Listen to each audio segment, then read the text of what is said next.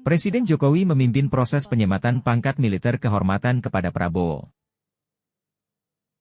Dia mencopot tanda pangkat Letnan Jenderal dari pundak Prabowo. Kemudian, Jokowi menyematkan tanda pangkat Jenderal Bintang 4 ke pundak Prabowo. Menurut Jokowi, pangkat tersebut sebagai bentuk penghargaan karena Prabowo telah mengabdi kepada masyarakat selama berkarier di militer. Penyematan pangkat kehormatan berlangsung dalam rapat pimpinan TNI Polri di Mabes TNI, Cilangkap, Jakarta, Rabu 28 Februari. Prosesi ditutup dengan hormat Prabowo ke Jokowi.